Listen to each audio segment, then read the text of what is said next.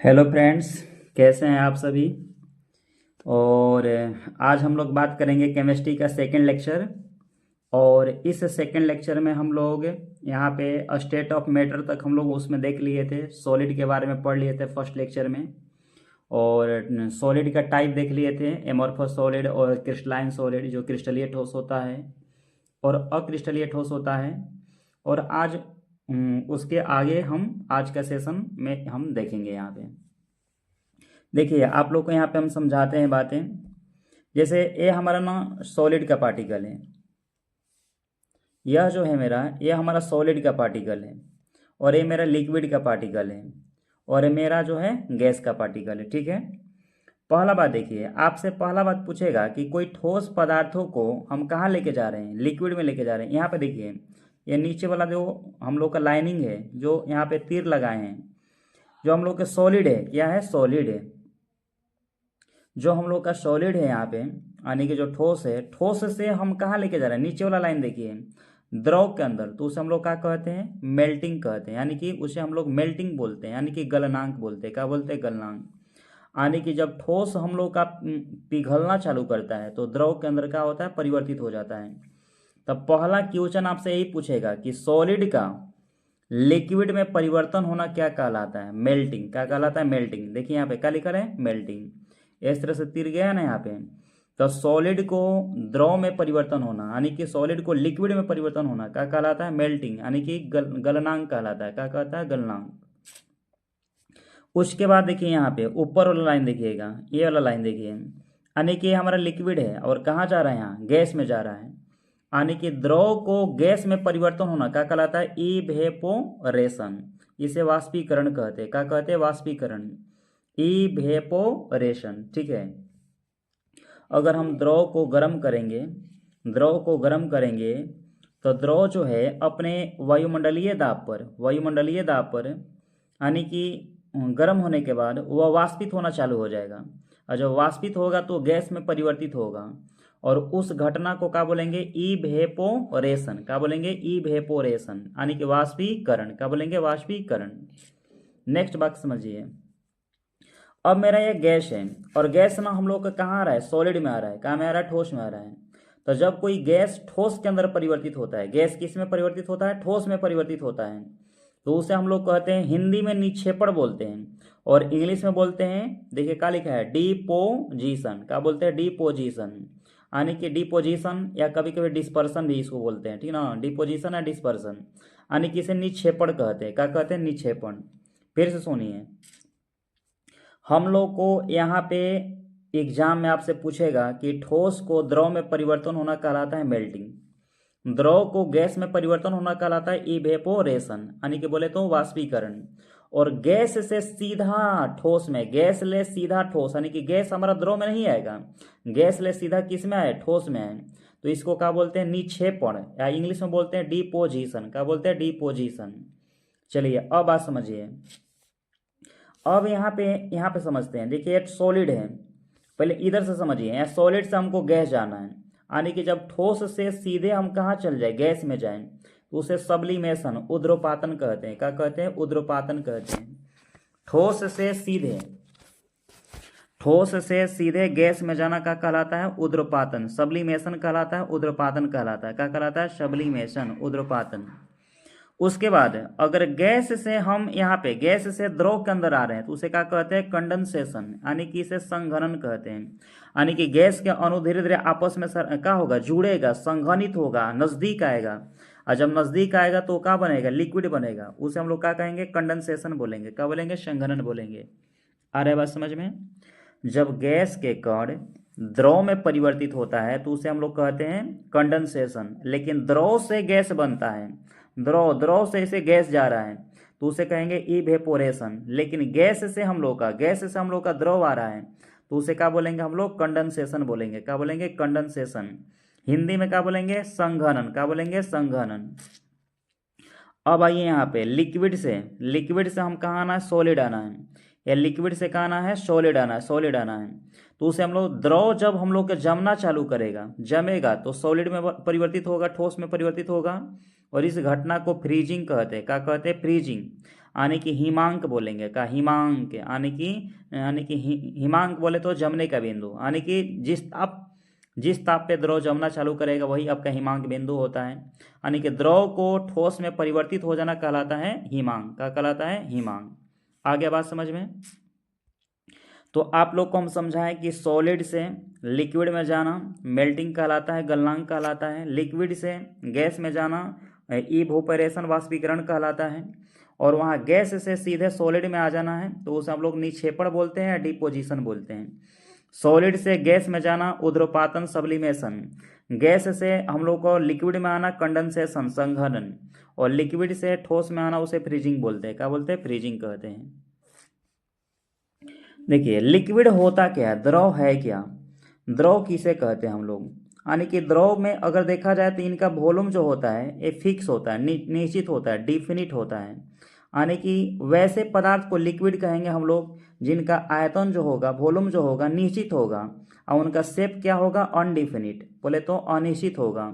उनका शेप क्या होगा, अनडिफिनिट होगा, अनिश्चित होगा। तो जिनका हम लोग का आयतन, जिसका आयतन हम लोग का निश्चित है जबकि आकार हम लोग को क्या है, अनिश्चित है। जिसका आयतन हम लोग का निश्चित, आकार होता है अनिश्चित, उसे हम लोग लिक्विड बोलते हैं। क्या बोलते हैं? लिक्विड।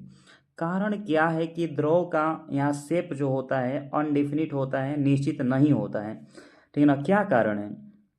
जबकि उसका हम लोग का आयतन जो होता है निश्चित होता है, डिफिनिट होता है। सुनिए, हम लोग का जो द्रव है इसका आयतन निश्चित होता है लेकिन शेप जो होता है अनिश्चित होता है। ये क्या कारण है, ये बातें समझाते हैं। सुनिए, आपको हम लोग देखिए यहाँ पे जैसे एक बीकर ले लेते हैं, ऐसा बीकर है, एक दूसरा बीकर यहाँ पे ले लेते हैं, दूसरा यहाँ पे इस तरह से गमला जैसा है, ठीक है। इसमें हम 2 लीटर जल लेते हैं, 2 लीटर का ले रहे हैं जल। इस 2 लीटर जल को हम इस बीकर में डालेंगे तो बताइए, यहाँ पे सिलेंड्रिकल शेप है बीकर का, लेकिन यहाँ पे ना सिलेंड्रिकल शेप नहीं है। जैसे यहाँ पे आप समझ रहे ना, यहाँ पे थोड़ा सा बाल्टी जैसा है। तो अब यहाँ पे हम जल को 2 लीटर जल को इसमें डालेंगे तो इसके जैसा शेप ग्रहण कर लेगा, इस बर्तन के जैसा ही द्रव हमारा शेप ग्रहण कर लेगा। लेकिन यह रहेगा 2 ही लीटर रहेगा, इसमें कितना रहेगा, 2 ही लीटर रहेगा। ये नहीं कि 2 लीटर डाले तो 3 लीटर हो जाए। तो हम लोग के आयतन जितना इसके अंदर था वो उतना ही आयतन इसमें भी है, लेकिन शेप हम लोग का चेंज हो जाएगा। यहाँ सिलेंड्रिकल शेप में था लिक्विड, यहाँ पे सिलेंड्रिकल शेप में नहीं है, ये हमारा बाल्टी के जैसे मतलब आकार है तो ऐसा आकार में आ गया, ठीक है। तो हम लोग के द्रव में जो आयतन होता है निश्चित होता है जबकि उसका शेप जो होता है निश्चित नहीं होता है। कारण है कि द्रव में ना बहाव का गुण होता है। द्रव हम लोग के बहाव द्रव में क्या होता है, बहाव का गुण होता है। यानी कि द्रव में जो है हम लोग के जो लिक्विड है इसमें बहने की प्रवृत्ति होती है, ये फ्लूइड करता है, ये बह सकता है, इसमें बहाव का गुण होता है। और जब इसमें बहाव का गुण है इसलिए इसका हम लोग का शेप जो होता है वो निश्चित नहीं होता है, इसका आकार निश्चित नहीं होता है। देखिए द्रव का अधिकतम घनत्व कितना होता है। देखिए द्रव का मैक्सिमम जो घनत्व प्राप्त होता है 4 डिग्री सेल्सियस पर प्राप्त होता है। द्रव का अधिकतम घनत्व जो मिलता है हम लोग को 4 डिग्री सेल्सियस पे द्रव का अधिकतम घनत्व हम लोग को मिलता है। और 4 डिग्री सेल्सियस पे द्रव जमना चालू करता है और 0 डिग्री सेल्सियस पे आते आते पूर्ण रूप से क्या होता है, बर्फ बन जाता है। 4 डिग्री सेल्सियस पे जो द्रव है हम लोग को जमना चालू करता है और 0 डिग्री सेल्सियस पे आते आते द्रव जो है पूर्ण रूप से बर्फ बन जाता है, पूर्ण रूप से बर्फ क्या होता है, बन जाता है, ठीक है। नेक्स्ट बात है आप लोग किसमें बताते हैं, हम लोग के जो द्रव है लिक्विड जो है यहाँ पे एक घनत्व के बारे में थोड़ा सा बात करते हैं कि घनत्व है डिपेंड करता है मास बाई वॉल्यूम पर। किस पर डिपेंड करता है, मास बाई वॉल्यूम, यानी कि डेंसिटी बराबर होता है मास बाई वॉल्यूम।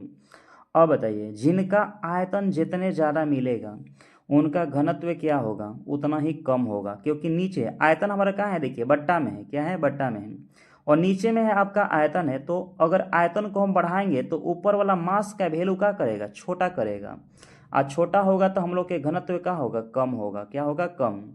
तो बताइए सबसे ज़्यादा आयतन कौन घेरता है, गैस घेरता है। गैस के कण बहुत दूर होते हैं, क्या होते हैं, दूर होते हैं। तो गैस का बताइए घनत्व क्या होगा, एकदम बिल्कुल कम होगा, क्योंकि आयतन ज़्यादा मिलेगा, नीचे का वैल्यू ज़्यादा मिलेगा। आयतन गैस में क्या होगा, ज़्यादा। आयतन गैस में ज़्यादा होगा तो उनका डेंसिटी सबसे कम। और ठोस के जो कण होते हैं काफ़ी नज़दीक होते हैं, एकदम नियरेस्ट रहता है। ठोस पार्टिकल जो होता है काफ़ी नज़दीक होता है, नियरेस्ट में रहेगा एकदम।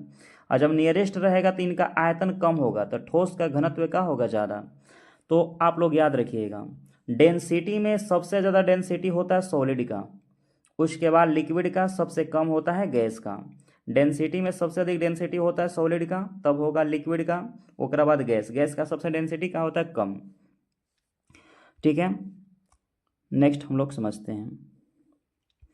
देखिए द्रव का गुण क्या है, द्रव का क्या गुण है। द्रव का पहला गुण हो गया कि इसमें बहाव का प्रवृत्ति होता है, द्रव यानी कि बहने की प्रवृत्ति है, द्रव में बहाव की प्रवृत्ति होता है। दूसरा बात, अगर इसका मेल्टिंग पॉइंट, बॉइलिंग पॉइंट अगर हम बात करें, द्रव का मतलब जो हम लोग के मेल्टिंग पॉइंट नहीं, फ्रीजिंग पॉइंट बात करते हैं।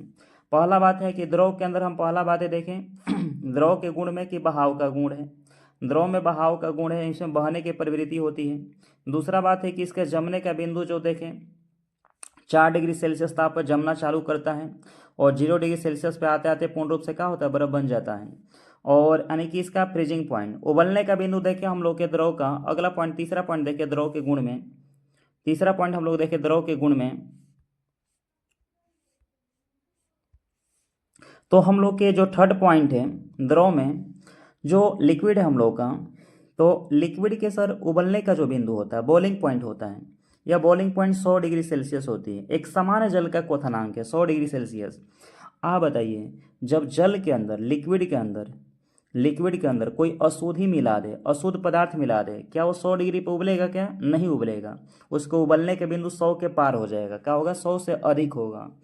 तो शुद्ध जल, सामान्य जल का जो क्वथनांक बिंदु होता है 100 डिग्री सेल्सियस होता है, लेकिन अशुद्ध जल का क्या होता है, 100 से अधिक। याद रखिएगा, एग्जाम में पूछेगा आपसे कि जल में अशुद्धि मिलाने पे उनके क्वथनांक पर क्या प्रभाव पड़ेगा, तो 100 डिग्री से अधिक हो जाएगा, 100 डिग्री से क्या होगा, अधिक। नेक्स्ट बातें आपको बताते हैं। द्रव का अगला गुण इसका विलयता देखते हैं। विलयता हो गया द्रव के अंतर्गत, जैसे द्रव में चेक करेंगे कि दो तरह के द्रव आते हैं, एक हम लोग के कार्बनिक आता है, यानी कि आपका कार्बनिक द्रव, जैसे पेट्रोल है, डीजल है, ठीक है ना, पेट्रोल हो गया, डीजल हो गया, किरोसिन हो गया, ये सब कार्बनिक है। एक लिक्विड हम लोग को आता है यहाँ पे, ठीक ना। यहाँ पे द्रव का बात करें तो दो तरह के द्रव, एक तो हम लोग के कार्बनिक वाले द्रव हो जाएंगे, कार्बनिक, और एक हो जाएंगे अकार्बनिक वाले, ठीक है। तो अकार्बनिक में जैसे जल ले लिए, क्या ले लिए, जल ले लिए, H2SO4 ले लिए, क्या ले लिए, H2SO4 ले लिए, यानी कि जल है, सल्फ्यूरिक अम्ल है, नाइट्रिक अम्ल है, यानी कि ये सब क्या है आपका अकार्बनिक है। कार्बनिक में जैसे आपका हो गया, आपका कार्बनिक के अंदर लेते हैं यहाँ पे पेट्रोल, ठीक ना, पेट्रोल, डीजल, ठीक ना, पेट्रोल है, डीजल है, किरोसिन के तेल है, ये सब आपका कार्बनिक है। तो हम लोग के द्रव के विलयता में अगर बात करें, द्रव का गुण, अगला गुण है विलयता। अगर दोनों देखिए समान नेचर का है, अगर मतलब कार्बनिक वाला को हम कार्बनिक में मिलाते हैं, जैसे पेट्रोल को डीजल में मिलाते हैं तो मिल जाएगा, उनकी विलयता विलय हो जाएगी। लेकिन पेट्रोल को हम जल में मिलाते हैं, घुल पाएगा नहीं, क्योंकि पेट्रोल हमारा कार्बनिक है। हम लोग का जो पेट्रोल है ये हम लोग का कार्बनिक है, जबकि जल कैसा है, अकार्बनिक। जल क्या है, अकार्बनिक है, दोनों आपस में इसका अविलय होगा, क्या होगा, अविलय। तो द्रव के जो विलयता होगा समान नेचर वाला में क्या होगा, मिलेगा, उसका विलयता बढ़ जाएगा। जैसे जल को हम H2SO4 में मिलाते हैं तो दोनों समान नेचर वाला है, यानी कि जल भी अकार्बनिक, सल्फ्यूरिक अम्ल भी अकार्बनिक है, दोनों को मिलाएंगे तो विलयता बढ़ जाएगा। पेट्रोल को हम डीजल में मिलाएंगे विलयता बढ़ जाएगा, लेकिन पेट्रोल को जल में मिलाएंगे, पेट्रोल को सल्फ्यूरिक अम्ल में मिलाएंगे तो विलयता घटेगा। कारण है कि पेट्रोल कार्बनिक है, सल्फ्यूरिक अम्ल अकार्बनिक है, जल आपका अकार्बनिक है। समझ गए। तो द्रव का हम लोग गुण क्या क्या देखें, द्रव का गुण देखें कि इसमें बहाव का प्रवृत्ति होता है, इसका जो जमने का बिंदु होता है 4 डिग्री सेल्सियस होती है, उबलने का बिंदु 100 डिग्री सेल्सियस होता है। द्रव में जब अशुद्धि मिला देते हैं तो इसका उबलने का बिंदु 100 के से अधिक हो जाता है। द्रव का विलयता देखें तो द्रव में देखें अगर समान नेचर वाला होगा तो इनका विलयता क्या होगा, अधिक। जैसे कार्बनिक को मिलाएं तो विलयता बढ़ेगा, अगर अकार्बनिक को मिलाएं, जल को सल्फ्यूरिक अम्ल में मिलाएं तो अकार्बनिक है, विलयता बढ़ेगा। ठीक है, ये हम द्रव का विशेषताएं देखें, द्रव के बारे में कुछ गुण देखें। द्रव का कुछ और सारा गुण होता है कि द्रव में जो होते हैं, जो द्रव के कण होते हैं, इनके बीच में कुछ खाली जगह भी होता है। द्रव के बीचों में कुछ क्या होता है, खाली जगह। जैसे खाली जगह है तो ये द्रव के कण इधर उधर गमन कर सकते हैं। द्रव के पार्टिकल जो होंगे इधर उधर इसमें वाइब्रेट कर सकता है, गमन कर सकता है। तो द्रव में बहाव का गुण होता है, द्रव गमन कर सकता है। द्रव के कणों के बीच में खाली जगह होता है, जो द्रव के कण होते हैं उनके बीच में क्या होता है, खाली जगह। द्रव के, हाँ द्रव के कणों के बीच में क्या होते हैं, खाली जगह होते हैं। अच्छा, द्रव के कण जब गमन कर रहे हैं तो इसमें किनेटिक एनर्जी भी होगा, गतिज ऊर्जा भी होगा, द्रव के कणों में गतिज ऊर्जा होगा, लेकिन गैस से कम होगा, क्योंकि गैस के कण में बहुत ज़्यादा खाली जगह होता है।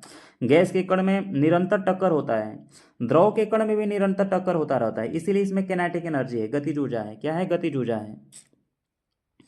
प्लस में द्रव में और थोड़ा सा बात करें तो द्रव में हम लोग का विसरण का भी गुण पाया जाता है। विसरण, द्रव में विसरण का भी गुण पाया जाता है, लेकिन सबसे अधिक विसरण का गुण ना गैस में होता है। किस में होता है, गैस में होता है। तो द्रव में हम लोग का विसरण का भी गुण पाया जाता है।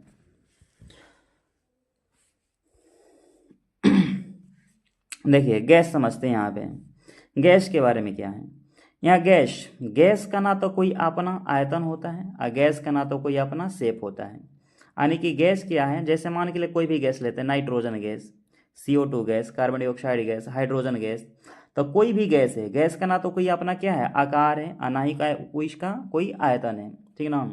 तो गैस हो गया, जैसे मीथेन गैस है, CH4 हो गया, मीथेन गैस है आपका, चाहे कोई भी गैस ले लेते हैं, ठीक ना, सल्फर डाइऑक्साइड गैस है। तो गैस का ना तो कोई अपना आकार होता है, ना तो कोई उसका अपना शेप होता है, और ना ही कोई उसका वॉल्यूम होता है। तो गैस का ना कोई अपना वॉल्यूम है, ना ही उसका कोई शेप है। तो वैसे पदार्थ को गैसीय अणु, गैसीय पदार्थ कहा जाता है, जिसका ना तो कोई वॉल्यूम होता है और ना ही उसका कोई शेप होता है, आकार होता है, उसे हम लोग क्या कहेंगे, गैस बोलेंगे। जो गैस के कण होते हैं इनमें गतिज ऊर्जा सबसे ज़्यादा होगा। इनमें गैस के कणों में जो गतिज ऊर्जा होता है, किनेटिक एनर्जी होती है, गैस के कणों में जो किनेटिक एनर्जी होती है, गतिज ऊर्जा सबसे ज़्यादा होगा, क्योंकि गैस के कणों में निरंतर टक्कर होता रहता है। गैस के जो कण हैं, गैस के जो कण होते हैं काफ़ी दूर रहते हैं, प्लस में इसमें बहुत ज़्यादा टक्कर, आपस में बहुत ज़्यादा टक्कर होते रहता है, और टक्कर होते रहता है, इसीलिए इसमें सबसे ज़्यादा किनेटिक एनर्जी होगा। क्या होगा, किनेटिक, ठीक है, किनेटिक एनर्जी होगा। और आपको बता दें कि गैस में ना विसरण का गुण सबसे ज़्यादा होगा। विसरण, विसरण आप समझ रहे हैं ना, जैसे विसरण आपको बता दें, जैसे आप लोग कोई स्प्रे मारते हैं, यानी कि सेंट ओंड स्प्रे जो है अपन यूज करते होंगे, यानी कि कोई स्प्रे यूज कर लिए, तो वो स्प्रे जिससे उसका पूरे रूम के अंदर पूरा फैल जाएगा एकदम। या रूम स्प्रे है, थोड़ा सा मतलब उसको लीक करेंगे तो पूरा रूम में फैल जाता है, चाहे गैस का लीकेज होना, ये सब क्या है, विसरण का गुण है। क्या है, विसरण का गुण है। तो गैसों में विसरण सबसे क्या होता है, तीव्र होता है, बहुत ज़्यादा होता है। किनेटिक एनर्जी भी क्या होती है, अधिक होती है। और गैस के कणों में जो गैस के पार्टिकल होते हैं काफ़ी दूर रहते हैं, तो इनके बीच में खाली जगह भी बहुत ज़्यादा होता है। गैस के कणों में खाली जगह क्या होता है, बहुत ज़्यादा। ये सब क्या है, खाली जगह, मतलब एक कण है, एक कण है, तो इनके बीच में खाली जगह क्या है, बहुत ज़्यादा। तो गैस के कणों में खाली जगह क्या होते हैं, बहुत ज़्यादा होते हैं। ये सब गैस के कणों में क्या है, खाली जगह, तो बहुत ज़्यादा खाली जगह होते हैं। तो आप लोग समझ गए होंगे गैस के बारे में। थोड़ा सा वायुमंडल के बारे में बात कर लेते हैं। अगर यहाँ पे देखिए वायुमंडल के बारे में बात करें तो वायुमंडल में सबसे अधिक कौन सा गैस है, नाइट्रोजन गैस 78% है। कार्बन डाइऑक्साइड कितना है आपका, 0.03% है, ठीक ना। और ऑक्सीजन गैस कितना है, ऑक्सीजन आपका 21% है। ये वायुमंडल का बात है, किस में है, तो वायुमंडल में, ब्रह्मांड में नहीं। या वायुमंडल का बात है, वायुमंडल में नाइट्रोजन यानी कि 78%, ऑक्सीजन 21%, कार्बन डाइऑक्साइड 0.03%। लेकिन आपसे कभी ब्रह्मांड पूछ दे, चाहे सन पूछ दे, सन के अंदर, सूर्य के अंदर बताइए, तो सन के अंतर्गत दो गैस है, एक हाइड्रोजन, हाइड्रोजन 71%, 71, एक होता है हीलियम, हीलियम अप्रोक्सीमेटली 26%, कितना होता है, 26% होता है। तो आपका हाइड्रोजन 71% होता है सूर्य के अंदर, और हीलियम होता है 26%। ब्रह्मांड में भी यही होता है, सूर्य की बात करें चाहे ब्रह्मांड का बात करें, ब्रह्मांड में भी हाइड्रोजन आपका 71% और हीलियम आपका 26%। हाइड्रोजन हीलियम के जब टक्कर होता है, सूर्य के अंदर जो है हम लोग का हाइड्रोजन, सूर्य यानी कि जो सन है हम लोग का, सन के अंतर्गत हाइड्रोजन है, हीलियम है, ये दोनों का जब टक्कर होता है आपस में, उसे नाभिकीय संलयन बोलते हैं। नाभिकीय संलयन अभिक्रिया के कारण ही हम लोग को क्या होता है, सूर्य हम लोग को लाइट दे रहा है, प्रकाश दे रहा है, चमकता है। याद रखिएगा, नाभिकीय संलयन हाइड्रोजन हीलियम के टक्कर से होता है, न्यूक्लियर फ्यूजन रिएक्शन बोलते हैं। और जो ये टक्कर होता है, नाभिकीय संलयन अभिक्रिया होता है, यह अनकंट्रोल चैन होता है, इसे हम कंट्रोल नहीं कर सकते हैं, यानी कि इसे अनकंट्रोल चैन अभिक्रिया बोलते हैं। हाइड्रोजन हीलियम यानी कि सूर्य के, बताइए सूर्य में जो अभिक्रिया हो रहा है, सन में हो रहा है, जो हम लोग के सन के अंतर्गत अभिक्रिया हो रहा है सूर्य के अंतर्गत, इसे हम लोग कंट्रोल नहीं कर सकते हैं। यह अनकंट्रोल चेन नाभिकीय संलयन अभिक्रिया होता है, अनकंट्रोल चेन नाभिकीय संलयन अभिक्रिया होता है। ठीक है, कौन सा गैस होता है, तो हाइड्रोजन होता है, प्लस में हीलियम होता है, ये दोनों के क्या होता है, टक्कर होती है। क्या होती है, टक्कर होती है। हाइड्रोजन हीलियम के क्या होता है, टक्कर होता है। नेक्स्ट बात है, आप लोग को समझाते हैं। देखिए प्लाज्मा बहुत बढ़िया टॉपिक है। प्लाज्मा, प्लाज्मा के बारे में सबसे पहले विलियम क्रुक्स बताए थे। विलियम क्रुक्स, जो क्रुक्स हैं, विलियम क्रुक्स जो है यही बताए थे। कब? 1879 में। तो प्लाज्मा के बारे में सबसे पहले विलियम क्रुक्स बताए थे 1879 में बताए थे। कब बताए थे? 1879 में। देखिए प्लाज्मा जो है एक गर्म है, मतलब गर्म गैस होता है, जहाँ पे मतलब जहाँ हीट बहुत ज़्यादा होती है, जहाँ पे हीट क्या होता है? बहुत ज़्यादा। और हम लोग के गैस जो होता है वह द्रव के अंतर्गत परिवर्तित हो जाता है, ठीक है ना, जहाँ पे टेम्परेचर ज़्यादा होता है। प्लाज्मा की घटना हम लोग को कहाँ देखने के लिए मिलता है? तब प्लाज्मा की घटना देखने के लिए मिलेगा जैसे सूर्य के अंदर, ठीक है ना, सन के अंतर्गत, तारों यानी कि तारों के अंतर्गत हम लोग को देखने के मिलेगा प्लाज्मा की घटना। या प्लाज्मा की घटना जहाँ लाइटेनिंग, समझ रहे हैं, बादल जैसे चमकता है ना, बादल, बादल यानी कि बिजली चमकता है, इस तरह से बिजली चमकता है भाई साहब, यानी कि बिजली की जब चमक होती है, इस तरह से चमक होती है, तो यह लाइटेनिंग इसको इंग्लिश में बोलते हैं। यह हम लोग का प्लाज्मा है। क्या है? प्लाज्मा है। इसके अलावा आप लोग देखें मतलब जब हम लोग के कोई जहाज वायुमंडल में उड़ता है इस तरह से, आप लोग जैसे सुइया जहाज बोलते रहते हैं, तो पिछवा जैसे यहाँ पे जैसे कोई जहाज बना दिया भाई साहब, यह जहाज मतलब उड़ रहा है ऊपर से, ठीक ना। एक सेकेंड, इससे पता बनाने चाहिए। चलिए, एक यहाँ पे जहाज है, ठीक है, ये उड़ रहा है। पीछे पीछे अपना एगो पथ बनाते जाता है। पीछे क्या होता है? पथ बनाते जाता है। इस तरह से जहाज उड़ रहा है, पीछे पथ बनाते जाता है। तो जो पीछे पथ बनाते जाते हैं, इसे हम लोग अरोरा बोलते हैं। क्या बोलते हैं? अरोरा बोलते हैं। अरोरा, यह अरोरा जो है हम लोग का प्लाज्मा होता है। क्या होता है? प्लाज्मा होता है। तब प्लाज्मा की घटना सूर्य के अंदर, तारों के अंतर्गत। प्लाज्मा की घटना आपका बादल, जो बिजली का चमक होती है वो प्लाज्मा हो जाएगा। कोई मतलब जहाज हम लोग का जो वायुमंडल में उड़ता है, तो पिछवा एक पथ बनाता है उजला सा, जिसे अरोरा बोलते हैं, वो भी हम लोग को क्या होता है? प्लाज्मा होता है। क्या होता है? प्लाज्मा होता है। प्लाज्मा बोले तो एक गर्म गैस का क्या होता है? गोला है, एक गर्म गैस है, एक गर्म गैस होता है, लेकिन वो द्रव के रूप में परिवर्तित हो जाता है। इतना ताप आता है कि वहाँ पे जो गैस होता है वो द्रव में आ जाता है, लेकिन ऐसा द्रव जो हम लोग के मतलब क्या बोलते हैं, यह वायुमंडल में गिर नहीं सकता है। जैसे ये हम लोग के जो घटना वायुमंडल में ही होता है, लेकिन पृथ्वी पे आ नहीं सकता। ये बात समझा रहे थे कि जैसे हम लोग का गर्म गैस का गोला होता है, ज़्यादातर हम लोग के प्लाज्मा जो मिलता है हम लोग को पृथ्वी से 400 किलोमीटर की ऊंचाई पे, ठीक ना, पृथ्वी से कितना? 400 किलोमीटर की ऊंचाई पे प्लाज्मा की घटना ज़्यादातर देखने के लिए मिलता है, ठीक है ना। 400 किलोमीटर की ऊंचाई पे प्लाज्मा, वहाँ पे कारण क्या होता है? इतना हीट होगा ऊपरे, इतना हीट होता है ऊंचाई पे, तो हीट होने के कारण जो गैसीय पदार्थ होते हैं वह द्रव में परिवर्तित हो जाते हैं, लेकिन वह हम लोग के बारिश के रूप में नीचे नहीं गिर पाएगा, ठीक ना। इतना ऊंचाई पे रहते हैं, इतना ऊंचाई पे प्लाज्मा की घटना देखने के लिए मिलता है कि वहाँ पे हीट के कारण हम लोग के गैस जो होते हैं द्रव में परिवर्तित हो जाते हैं, लेकिन वह नीचे नहीं गिर पाता है, यानी कि पृथ्वी पर नहीं गिर पाता है। नेक्स्ट बातें हम लोग समझाते हैं। पदार्थ की जो पांचवा अवस्था होता है बोस आइंस्टीन कंडेंसेट। क्या होता है? Condensate, Bose Einstein condensate.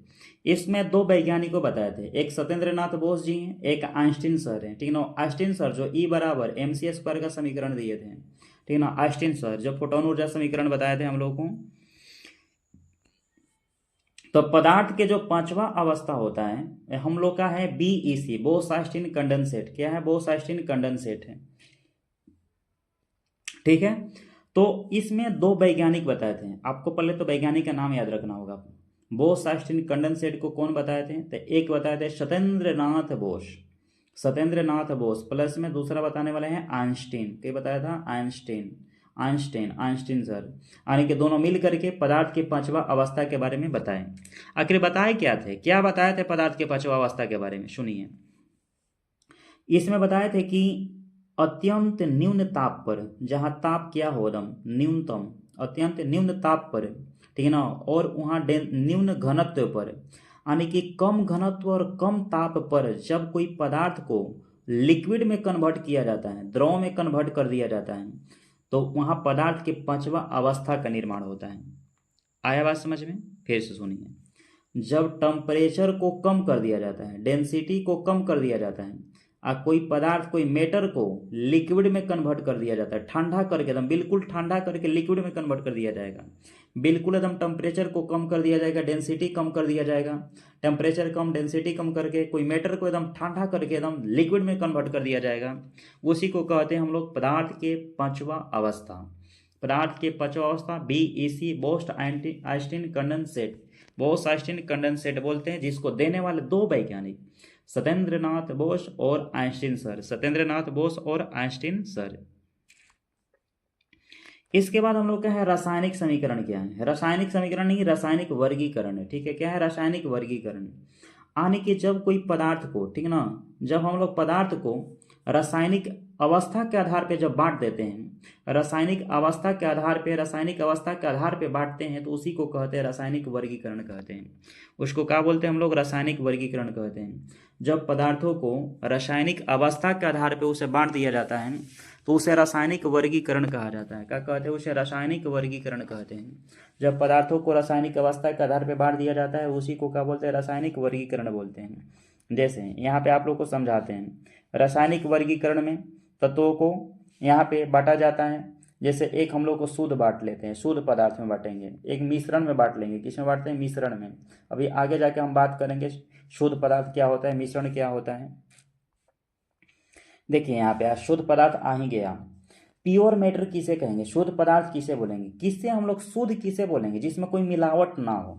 यानी कि यहाँ पे कोई ऐसा, जैसे यहाँ पे सिल्वर ले लेते हैं, चांदी ले लेते हैं, जो ओनली फॉर चांदी रहेगा, इसमें कुछ मिलावट ना हो, तो इसे प्योर बोलेंगे। यानी कि एक वैसा कण या पार्टिकल, एक वैसा कण या पार्टिकल जो केवल एक ही कण से मिलकर बना हो, ठीक ना। जैसे मान लो कह सकते हैं कि जैसे कोई क्रिस्टल है, कोई क्या है, क्रिस्टल है, कोई क्रिस्टल, जैसे वो लोहा का क्रिस्टल हो, आपका हो सकता है आयरन के क्रिस्टल हो, चांदी का क्रिस्टल हो, सोना का क्रिस्टल हो। अगर प्योर यदि सोना का क्रिस्टल है, प्योर चांदी का है, प्योर लोहा का क्रिस्टल है, तो ओकरा बोलेंगे शुद्ध बोलेंगे। या तो हम ऐसे कह सकते हैं कि खाली एक ही कण से बना हो। एक ही कण बोले तो हो सकता है खाली एटम का बना होना चाहिए, या तो अणु का बना होना चाहिए। अणु का है तो सब अणु का, आयन है तो सब आयन का बना होना चाहिए। यहाँ पे शुद्ध पदार्थ के मतलब, अगर कोई हम लोग के पदार्थ है, खाली या तो एटम का बना होना चाहिए, या तो मोलिक्यूल का बना होना चाहिए, या तो आयन का, और एक ही प्रकार का एटम। ये नहीं कि दो भिन्न भिन्न एटम का, नहीं नहीं नहीं, एक ही प्रकार का एटम एकदम। यानी कि सिल्वर का तो एकदम सिल्वर का, दूसरा कोई एटम शामिल नहीं होना चाहिए एकरा में। शुद्ध के मतलब होता है कि कोई क्रिस्टल जो है केवल एक कण से मिलकर बना हो, चाहे तो एटम का बना हो और एक समान एटम, या तो अणु का बना हो तो वो भी एक समान अणु का, या तो आयन का बना हो या एक समान आयन का बना हो, तो उससे हम लोग कहेंगे शुद्ध पदार्थ बोलेंगे। शुद्ध पदार्थ हमेशा एक पार्टिकल का बना होता है, एक कण का बना होता है, वो समान कण का बदम, समान एटम, समान अणु, समान आपका आयन का बना होता है। तत्व हम लोग का जो एलिमेंट है, तत्व जो होता है किसे कहते हैं, तत्व उसे बोलते हैं जो हमारे पास धातु का भी गुण रखता है, अधातु का भी गुण रखता है हम लोग का, और उपधातु का भी गुण रखता है, उसी को क्या कहते हैं, तत्व कहते हैं। तत्व जो है, तत्व के बारे में बताने वाले सबसे पहले वर्जिलियस सर। वर्जिलियस सर जो यहाँ पे तत्व जो है धातुओं का भी गुण रखता है, अधातु का भी गुण रखता है, उपधातु का भी गुण रहता है, ठीक ना। तो तत्व धातु अधातु उपधातु तीनों का गुण रखता है एलिमेंट। अच्छा बताइए, पूरे प्राकृतिक में अभी तक कितना एलिमेंट है, 118 एलिमेंट है। कितना, 118 एलिमेंट है। बताइए प्रथम एलिमेंट कौन है, तो हाइड्रोजन। कौन है, हाइड्रोजन। खोज करने वाले कौन है हाइड्रोजन के, हेनरी कैवेंडिश। हेनरी कैवेंडिश के किया था, Henry Cavendish, Henry Cavendish. Hydrogen की खोज किए थे हेनरी कैवेंडिश। एलिमेंट की संख्या कितना है, अप्रोक्सीमेटली 118। कितना, 118 है। पहला एलिमेंट कौन है, हाइड्रोजन है। हाइड्रोजन की खोज किए थे हेनरी कैवेंडिश, के किया था, हेनरी कैवेंडिश। उसके बाद बताइए यहाँ पे अगला 118 एलिमेंट में, 118 एलिमेंट में जो अंतिम एलिमेंट है 118 नंबर पे, वो कौन सा है, ओजी। कौन सा है, ओजी। यानी कि ओजी पूछ लेता है, पूछा हुआ था रेलवे ग्रुप डी में कि आवर्त सारणी का अंतिम तत्व कौन होता है। यानी कि अभी अंतिम तत्व हम लोग का ओजी है। कौन है, ओजी। एटॉमिक नंबर कितना होता है, 118, 118। उसके बाद एलिमेंट के बारे में थोड़ा सा बात करें हम लोग का, तो प्राकृतिक में हम लोग का जो एलिमेंट 118 है, 118 में हम लोग के जो आपका प्राकृतिक एलिमेंट है, अप्रोक्सीमेटली प्राकृतिक एलिमेंट हम लोग का 92, 92 है। कहीं कहीं 91 भी लिखा रहता है, कहीं कहीं 92 है, तो 92 है। कितना, 92। बाकी हम लोग को जो इसमें से घटा लीजिए, 92 घटा लीजिए, तो हम लोग को लगभग में 26 एलिमेंट, 26 एलिमेंट जो है ना आर्टिफिशियल है। क्या है, आर्टिफिशियल, कृत्रिम है। क्या है, कृत्रिम है। यानी कि नेचुरल एलिमेंट की जो संख्या है हम लोग का 92 है, 92 है, जबकि आर्टिफिशियल एलिमेंट की संख्या जो है 26 है। कृत्रिम एलिमेंट की संख्या कितना है? 26 है। उसके बाद हम लोग एलिमेंट में बात करें, हम लोग एलिमेंट में बात करें तो एलिमेंट में हम लोग के अभी आगे बात करेंगे धातु अधातु कितना है। इसमें हम लोग 118 एलिमेंट में सॉलिड कितना है, तो 104 एलिमेंट जो है ना हम लोग का सॉलिड है। 104 एलिमेंट क्या हम लोग का? सॉलिड है। जबकि हम लोग को 3 एलिमेंट जो होता है लिक्विड होता है। 3 एलिमेंट क्या होता है? लिक्विड। कौन कौन सा एलिमेंट है? 3 लिक्विड है। एक तो हम लोग का हो जाएगा आपका मरकरी, पारा, Hg, पारा, मरकरी, यानी कि 3 लिक्विड का बात करें जो लिक्विड आता है, यानी कि कौन कौन से एलिमेंट जो है लिक्विड स्टेट में है। लिक्विड स्टेट में एक तो है मरकरी, पारा, परमाणु संख्या 80, इसी से अमलगम तैयार होता है पारा से, ठीक है ना। ये एकमात्र धातु है। पारा क्या है? एकमात्र धातु है। क्या है? धातु। परमाणु संख्या क्या होता है? 80, परमाणु संख्या 80 होता है। दूसरा बात हम लोग के एक है ब्रोमीन। ब्रोमीन जो है यह अधात्विक एलिमेंट है। परमाणु संख्या 35 होता है। क्या होता है? 35 होता है। यह एकमात्र धातु है जो द्रव में होता है। एकमात्र धातु जो होता है क्या होता है? द्रव में होता है। एकमात्र धातु जो पारा है। उसके बाद एक होता है हम लोग के, एक होता है यहाँ पे गैलियम। गैलियम जो हम लोग के देखिए धातु की ही श्रेणी में रखा जाता है। ये द्रव होता नहीं है लेकिन द्रव अवस्था में आ जाता है। हथेली पे रखने पे द्रव अवस्था में आ जाता है, तो गैलियम को ऐसे धातु की श्रेणी में ही रखा जाता है, ठीक ना। तो है मरकरी आपके पास है, एक हम लोग को ब्रोमीन हो जाएगा, एक हम लोग को गैलियम हो जाएगा। तीनों के तीनों हम लोग को लिक्विड स्टेट में देखने को मिलता है। उसके बाद हम एलिमेंट का बात करें तो एलिमेंट में हम लोग का यहाँ पे गैस का बात करें तो 11 एलिमेंट जो होते हैं हम लोग के गैस होते हैं। एलिमेंट में 11 एलिमेंट क्या होते हैं? गैस होते हैं। और बताइए कौन कौन से एलिमेंट गैस होते हैं? 11 का नाम छापिए एकदम सट सट। एक तो हम लोग का गैस हो जाएगा हाइड्रोजन गैस, हमेशा H2 के फॉर्म में होगा। Cl2 gas, fluorine gas, nitrogen gas N2 हो जाएगा N2 के फॉर्म में। ओकरा बाद हाइड्रोजन, यानी कि हाइड्रोजन है, क्लोरीन है, फ्लोरीन है, नाइट्रोजन है, ऑक्सीजन है। ये 5 गैस, 1 2 3 4 5, यानी 5 गैस हो गए। हाइड्रोजन, क्लोरीन, फ्लोरीन और नाइट्रोजन, नाइट्रोजन, ऑक्सीजन, ये 5 गैस हमेशा अणु के रूप में रहता है। ये पांचों गैस यानी कि 11 गैस होता है जिसमें 5 को हम गिनाएं, hydrogen, chlorine, fluorine, nitrogen, oxygen. 6 और गैस होता है। 6 और गैस कौन होता है? तो नोबेल गैस, ठीक ना। नोबेल गैस कौन कौन है? तो helium, neon, argon, krypton, Kr, xenon, Xc, radon, Rn, यानी कि 6 और गैस होता है। Helium, neon, argon, krypton, xenon और रेडॉन। 6 का एटॉमिक नंबर भी याद रखिएगा। हीलियम परमाणु संख्या 2, नियोन परमाणु संख्या 10, आर्गन परमाणु संख्या 18, क्रिप्टन परमाणु संख्या 36, Kr होता है। उसके बाद होता है क्रिप्टन के बाद जेनॉन परमाणु संख्या हो गया 54, रेडॉन परमाणु संख्या हो गया 86। रेडॉन परमाणु संख्या क्या हो गया? 86। क्या हो गया? 86। 6 अक्रिय गैस और होते हैं, 6 अक्रिय गैस और होते हैं, यानी कि 5 पहले से 6 ही कितना हो गया टोटल, यानी कि 6 5 11, यानी कि 11 को जो होते हैं एलिमेंट जो होते हैं गैसीय अवस्था में होते हैं। अच्छा बताइए 3 एलिमेंट हम लोग का हो गया आपका लिक्विड में, 11 एलिमेंट हो गया हम लोग को गैसियस स्टेट में, 104 एलिमेंट हो गया हम लोग के सॉलिड स्टेट में, यानी कि ठोस अवस्था में। यानी कि 3 एलिमेंट द्रव, 11 एलिमेंट गैस, यानी कि 3 एलिमेंट लिक्विड है, 11 एलिमेंट आपका गैस है, 104 एलिमेंट क्या है? सॉलिड है।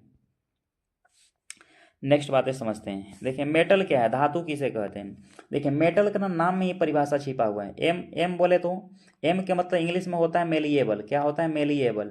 हम बोल दे रहे हैं, आप लोग सुन लीजिए। एम का मतलब होता है मेलिएबल। मेलिएबल का मतलब होता है, मेलिएबल मतलब जिसे पीट पीट के लंबा चादर बनाया जा सके, यानी कि धातु के कोई प्लेट है, पीटेंगे, पीट पीट के क्या करेंगे? बहुत बड़ा लंबा चादर से तैयार कर लें, उसका मतलब मेलिएबल होता है। क्या होता है? मेलिएबल। तो धातु उसे बोलेंगे जिसमें मेलिएबल का गुण हो, यानी कि पीट के लंबा चादर बनाया जा सके। जैसे सोना को खींच करके एकदम लंबा तार बना देंगे, अभी आगे आएगा, ठीक है। तो एम के मतलब हो गया मेलिएबल, जिसे पीट करके लंबा चादर बना सके। ई के मतलब इलेक्ट्रिकल कंडक्टिविटी। ई मैंने क्या होता है? Electrical conductivity. इसका मतलब क्या होता है? विद्युत धारा का प्रवाह। तो धातु हमेशा विद्युत धारा का क्या करते हैं? प्रवाह करते हैं। धातु हमेशा विद्युत धारा का क्या करते हैं? प्रवाह करते हैं। ये बोले तो इलेक्ट्रिकल कंडक्टिविटी, विद्युत धारा का प्रवाह। धातु हमेशा विद्युत धारा का प्रवाह करते हैं। अच्छा एकमात्र धातु जो विद्युत धारा का प्रवाह नहीं करता है, ना के बराबर करता है, एक नहीं दो। एक तो सीसा, लेड हमारा विद्युत धारा का प्रवाह ना के बराबर करता है, एकदम बहुत कम मात्रा में, रेयर एकदम करता है एकदम। एक हो गया मरकरी, पारा, ये भी विद्युत धारा का प्रवाह एकदम ना के बराबर करता है। एग्जाम में रेलवे में पूछा था कि एक मात्र धातु का नाम बताइए जो विद्युत धारा का कुचालक होता है, तो सीसा हो जाएगा। अगर ऑप्शन में अगर मरकरी भी है तो इसको भी ले सकते हैं, यानी कि लेड और मरकरी दोनों के दोनों विद्युत धारा के कुचालक होते हैं। लेड मरकरी दोनों के दोनों विद्युत धारा के कुचालक होते हैं। उसके बाद टी, यहाँ पे टी है, यहाँ पे टी है, टी बोले तो टेंसिल, टेंसिल का मतलब क्या होता है, टेंसिल का मतलब तन्यता गुण होता है, तन्यता जिसमें खिंचाव का गुण हो। जैसे ले लीजिए गोल्ड, गोल्ड AU, तो गोल्ड जो है इसे खींच करके ना लंबा तार बना देंगे, यानी कि 1 ग्राम गोल्ड से 1 किलोमीटर तार, 1 ग्राम गोल्ड से कितना 1 किलोमीटर तार बनाया जा सकता है। एनसीईआरटी का स्टेटमेंट है कि 1 ग्राम गोल्ड से कितना तार बनाया जा सकता है, 1 किलोमीटर। 1 ग्राम गोल्ड से कितना 1 किलोमीटर तार बनाया जा सकते हैं, इसी को तन्यता बोलते हैं, तन्यता यानी खिंचाव, खिंचाव। उसके बाद ए बोले तो इसमें होता है एलवाई, एलवाई का मतलब होता है मिश्र धातु, धातुओं को मिला करके मिश्र धातु बना लेते हैं। जैसे पीतल बनाते हैं, पीतल क्या होता है, copper plus zinc, copper zinc को मिला देते हैं क्या बनता है, पीतल बनता है। और कॉपर टिन मिला देंगे तो क्या बनेगा, कांसा बनेगा, क्या बनेगा, कांसा बनेगा। कॉपर जिंक आपका होगा पीतल, कॉपर टिन कांसा, कॉपर टिन कांसा। तो इस प्रकार यहाँ पे धातुओं को, अगला हो गया एक और है यहाँ पे एल है, एल का मतलब होता है लश्चर, लश्चर बोले तो जिसमें चमक होती है, क्या होती है, चमक। लश्चर, लश्चर बोले तो जिसमें क्या होती है, चमक होती है। तो धातु में क्या होता है, चमक का गुण होता है, क्या होता है, चमक का गुण होता है। तो पूरी तरह से धातु का डिफिनीशन आपको समझा दिए। मेटल उसे बोलते हैं जो मेलिएबल हो, इलेक्ट्रिकल कंडक्टिविटी हो, जो टेंसिल हो, एलवाई फॉर्मेशन करता हो, लश्चर हो, ठीक ना। एम बोले मेलिएबल बोले तो आघातवर्ध, आघातवर्ध का गुण हो, पीट के चादर बना सकते हैं। इलेक्ट्रिकल कंडक्टिविटी विद्युत धारा का प्रवाह कर सकता हो। टी बोले तो टेंसिल जिसमें तन्यता का गुण हो, खिंचाव का गुण हो, खींच के लंबा तार बना सकते हैं। ए बोले तो एलवाई जिसे मिश्र धातु बना सकते हैं। एल बोले तो लश्चर जिसमें चमक होता है, उसे क्या बोलेंगे, धातु बोलेंगे, क्या बोलेंगे, धातु। अब यहाँ पे देखिए अधातु है, अधातु नॉन मेटल, देखिए जहाँ पे मेटल का गुण नहीं हो, नॉन के मतलब क्या होता है, नहीं, जहाँ पे जो मेलिएबल ना हो, विद्युत धारा का प्रवाह ना करता हो, जो जिसमें खिंचाव बल नहीं हो, जो मिश्र धातु नहीं बनाता हो, जिसमें चमक ना हो, वो सब क्या होगा, ना। नॉन के मतलब नहीं, जिसमें धातु का गुण नहीं हो, जो धातु का गुण नहीं रखता उसी को तो कहेंगे अधातु, क्या बोलेंगे, अधातु। जो धातु का गुण नहीं रखता उसी को क्या बोलेंगे, अधातु बोलेंगे, क्या बोलेंगे, अधातु बोलेंगे। अच्छा, अधातु के पास गुण होता क्या है, तो इसके पास दो गुण होता है, ठीक है। धातु का गुण तो नहीं होता इसके पास, लेकिन गुण होता कैसा है, यह भंगुर नेचर का होता है। कैसा होता है, भंगुर, बोले तो इंग्लिश में डक्टाइल, इसे डक्टाइल बोलेंगे। डक्टाइल बोले तो जल्दी टूट जाएगा, जैसे कार्बन लेते हैं, कार्बन को जल्दी जल्दी टूट जाता है, जैसे कार्बन कोयला हो गया, कार्बन कोयला देखिए एकदम चूर चूर हो जाएगा, चूर चूर कोयला हो जाएगा एकदम। तो कार्बन के यानी कि अधातु जो होता है भंगुर नेचर का होता है, क्या होता है, भंगुर नेचर का होता है। यानी कि अधातु के पास जो गुण होता है भंगुर नेचर का होता है, क्या होता है, भंगुर नेचर का, ठीक है। अब है उपधातु, मेटल बाइड।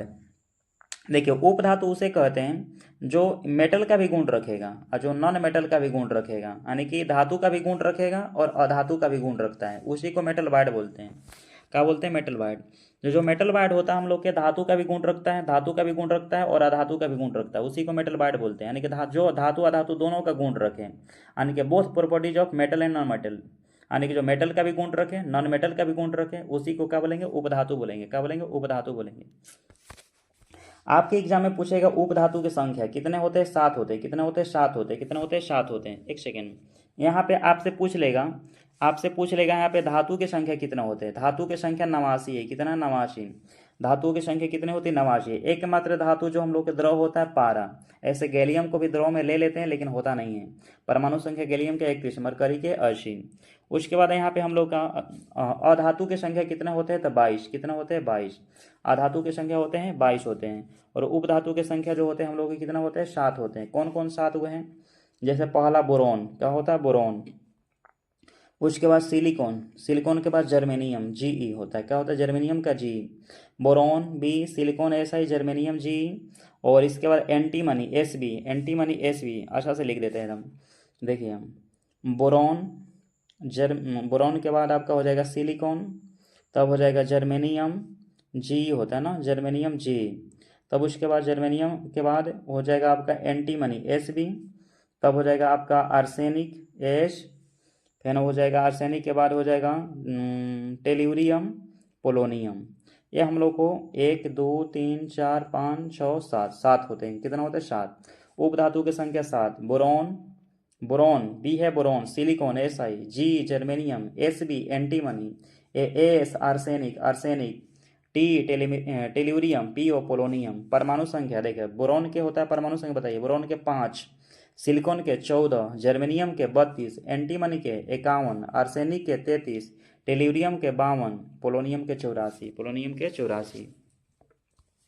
इसके बाद हम लोग के कंपाउंड है, देखिए कंपाउंड क्या है, यौगिक किसे कहते हैं। यौगिक अगर यहाँ पे बात करें, यौगिक किसे कहते हैं, जैसे यहाँ पे कोई यौगिक लेते हैं जैसे CO2, ठीक है ना। CO2 में देखिए यहाँ पे कार्बन है, ऑक्सीजन है, तो कार्बन के जो मास होता है 12, क्या होता है, कार्बन के द्रव्यमान 12, अनुपात करिए। ऑक्सीजन के द्रव्यमान कितना होता है, ऑक्सीजन का द्रव्यमान 16, परमाणु संख्या ऑक्सीजन के 8, द्रव्यमान होता है 16। एक ऑक्सीजन का द्रव्यमान 16 होता है, 2 है तो यहाँ पे 2 से क्या करेंगे, गुना। इस अनुपात को काटिए, 4 से काटिए तो 4 चौके 16, ये हो जाएगा 4 3 12। तो ये जो अनुपात निकल के आ रहे हैं, यहाँ 3 है तो 3, इधर है 4 दूनी के क्या हो जाएगा 8, 3:8। यौगिक उसे कहते हैं जिसमें तत्वों का जो रेशियो होगा, यानी कि जो यौगिक जिस तत्व से बना होगा उसका रेशियो जो होता है हमेशा क्या होता है, निश्चित होता है। यानी कि यौगिक, ये अब से समझाते हैं। जैसे यहाँ पे CO2 लिए थे, एक सेकेंड, यहाँ पे हम CO2 लिए थे, ठीक ना, क्या लिए थे, CO2। तो CO2 लिए थे, तो CO2 में, यहाँ पे CO2 में हम देखिए, CO2 में इसका हम रेशियो निकाले, कार्बन का ऑक्सीजन का निकाले तो 3:8 आया, इनका द्रव्यमान का रेशियो निकाले। यह रेशियो हमेशा एक निश्चित अनुपात में फिक्स है, आज भी 3:8 में आएगा, कल भी आएगा 3:8 में आएगा, ये हमेशा 3:8 में रहेगा, ठीक है। तो कोई भी यौगिक लेंगे उनमें जो द्रव्यमान का रेशियो होगा हमेशा फिक्स रहता है, निश्चित रहता है। तो कंपाउंड उसे कहा जाता है जिसमें तत्वों का जो द्रव्यमान का अनुपात होता है, तत्वों के जो मास का रेशियो होता है वो हमेशा निश्चित होता है, क्या होता है, निश्चित। यानी कि ऐसे कह सकते हैं यहाँ पे कि जब यानी कि 2 एलिमेंट, चाहे 2 से अधिक एलिमेंट, ठीक ना, आपस में संयोजित होता है तो एक कंपाउंड बनता है, क्या बनता है, कंपाउंड। और उसमें जो जिस एलिमेंट से वो बना है, अगर इनके मास का रेशियो निकाल ले तो कैसा आएगा, डिफिनिट आएगा, क्या आएगा, डिफिनिट, निश्चित आएगा एकदम। तो जब 2 या 2 से अधिक तत्व संयोजित होता है तो कंपाउंड बनता है, और उस कंपाउंड में जो तत्व के मास का रेशियो होगा वो कैसा होगा, डिफिनिट होगा, एकदम निश्चित होगा, क्या होगा, डिफिनिट होगा, ठीक है। तो आज के सेशन में इतना ही तक था, ठीक है ना। नेक्स्ट हम लोग सेशन में देखेंगे, आगे के लेक्चर आएगा, लेक्चर नंबर 3 केमिस्ट्री का। बहुत बहुत धन्यवाद आप सभी लोगों को। इसी तरह से आप लोग हमारे साथ मिल करके मेहनत करते रहिए, और केमिस्ट्री का सारा थ्योरी सेक्शन आप लोग को कवर हम करा देंगे। और मेरी बात को अधिक से अधिक सुनने का प्रयास करिएगा, पूरे केमिस्ट्री का मास्टर बन जाइएगा आप लोग। धन्यवाद।